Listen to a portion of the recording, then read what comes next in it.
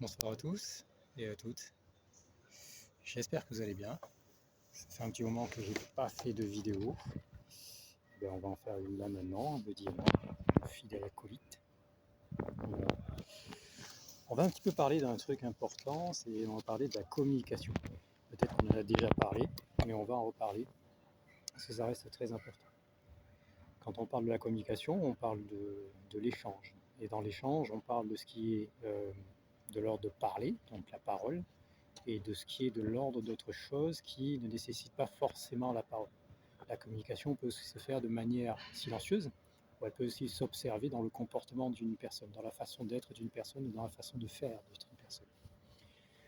La communication est une chose agréable, mais aujourd'hui qui est assez mal utilisée. Parce qu'en fait, comme on est toujours dans un fonctionnement qui est à la fois plus souvent, et je dirais même à 95% subjectif, et à très peu de pourcents objectifs, la communication est beaucoup dans la subjectivité.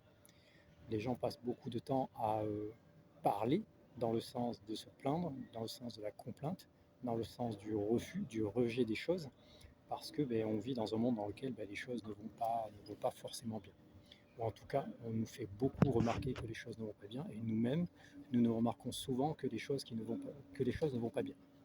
Alors qu'il y a des choses qui vont très bien, et il y a des choses qui sont merveilleuses dans ce monde-ci.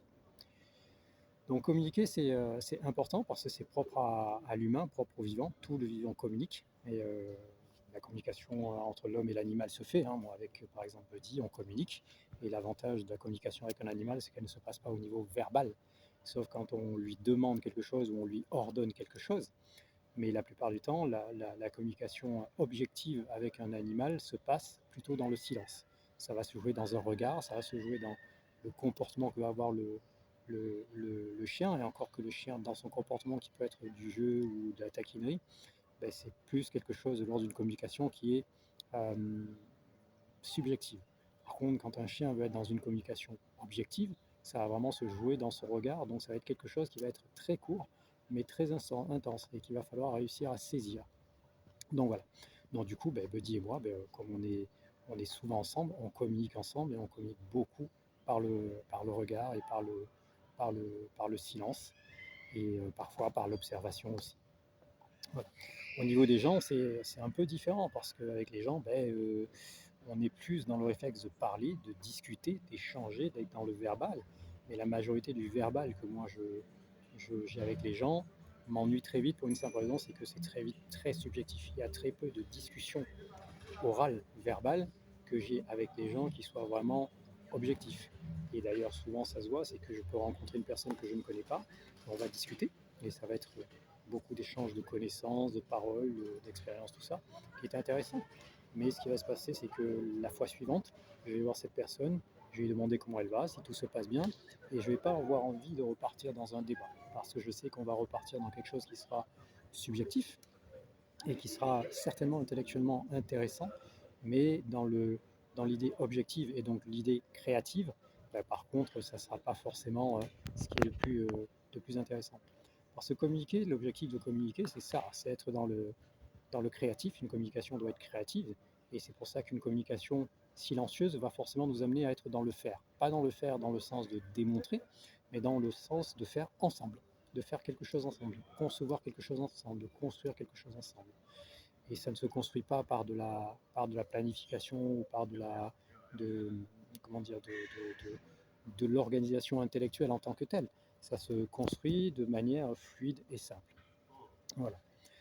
Je disais tout à l'heure que le problème aujourd'hui, c'est qu'on communique beaucoup dans le sens de la parole, parce que normalement, on a beaucoup de moyens de communication. On a des réseaux sociaux à un niveau qu'on n'en peut plus. Beaucoup de gens communiquent, parce que aussi communiquer permet de se faire remarquer, permet de se faire aimer, de se faire accepter. Et le truc, c'est que du coup, on est dans des communications qui sont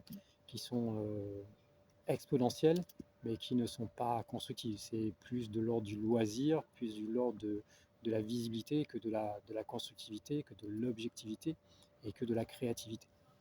Donc c'est un peu ça. Mais quand je dis ça, c'est pas un blâme, pour une simple raison, c'est que la réalité de l'humain, elle est quand même très intellectuelle.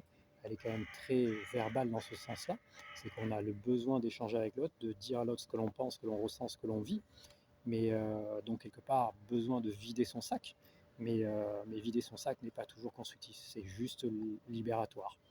Donc voilà. Et puis il y a ce côté aussi dans la communication où quand on va vouloir communiquer avec quelqu'un, par exemple quand on est dans des échanges d'idées, ça va être compliqué parce que les gens vont être plus ou moins réfractaires à ce qu'on va leur dire. Pour une simple raison, c'est que c'est une manière de se protéger, c'est une manière de refuser ce que l'autre propose ou ce que l'autre a comme idée parce que cette idée peut nous paraître envahissante, gênante, euh, et que on a l'impression qu'on va être assujetti à quelque chose auquel on se refuse simplement. Parfois, on préfère ne pas écouter ce que l'autre nous dit ou l'idée que quelqu'un va nous dire par la communication, parce que on aura ce sentiment-là euh, d'en prendre plein la gueule, entre guillemets, et on ne le veut pas, on refuse à cela. Donc voilà, donc la communication est donc important et donc une chose bonne. Communiquer avec les gens est une chose bonne, mais à mon noble sentiment, moi et à ma petite expérience et à ma petite personne, communiquer avec les gens ne m'amuse pas et parfois m'ennuie même très vite parce que c'est la communication aujourd'hui est le reflet de la société et le reflet de l'époque et le reflet de ce que l'on amène l'homme à être. Donc c'est-à-dire quelqu'un qui n'est plus dans le réel créatif, dans le réel constructif, mais qui est forcément dans le démonstratif, dans le tu m'as vu et dans les j'ai le besoin que tu adhères à ce que je fais, à ce que je suis. Mais par contre, ce que l'on peut faire ensemble ou ce que tu peux m'amener à faire ensemble n'intéresse absolument pas.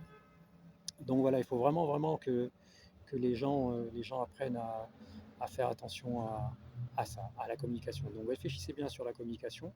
Qu'est-ce que vous attendez par la communication? Qu'est-ce que la communication vous apporte? Quel genre de communication vous avez envie d'avoir avec vos proches, avec vos amis, avec votre animal, comme moi je l'ai parfois avec Buddy, et surtout de savoir qu'est-ce qu'il y a de constructif dans cette communication-là. Parce que c'est ça la chose, c'est est-ce que c'est créatif, est-ce que c'est objectif, est-ce que c'est constructif pour moi ou pour nous deux. C'est ça qui est vraiment intéressant. Et quand on va dans ce genre de communication-là, ça ne nécessite pas de beaucoup de paroles, ça ne nécessite pas de beaucoup de verbalité et d'intellectuel. Hein. C'est parfois très bref et ça amène à faire quelque chose. C'est de suite constructif. Ça donne de suite envie de boum, de faire. Et c'est par le faire, qui n'est pas forcément une expérience, mais par le fait de faire, qu'on va voir la pertinence de la communication et de la chose à mettre en place. Donc voilà. Je vous remercie, passez une bonne soirée, prenez soin de vous, je vous dis à bientôt, merci, bonne soirée.